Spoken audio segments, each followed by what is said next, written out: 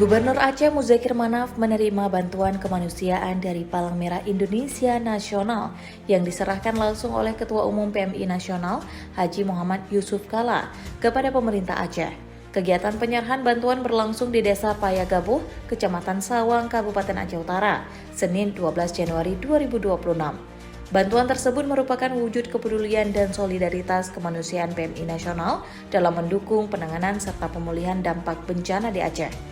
Gubernur Aceh menyampaikan apresiasi yang tinggi atas perhatian dan juga dukungan yang terus diberikan kepada masyarakat Aceh. Penyerahan bantuan ini turut dihadiri oleh jajaran pengurus PMI Nasional yaitu Hamid Awaluddin, Sudirman Said, dan Tri Bowo Budi Santoso, serta Ketua PMI Aceh Murdani.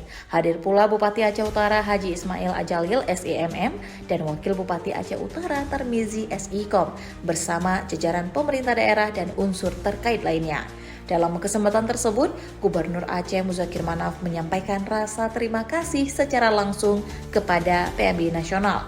Ia menegaskan bahwa bantuan yang disalurkan tidak hanya bernilai material, tetapi juga menjadi penguat semangat bagi masyarakat Aceh yang tengah berjuang bangkit dari dampak bencana.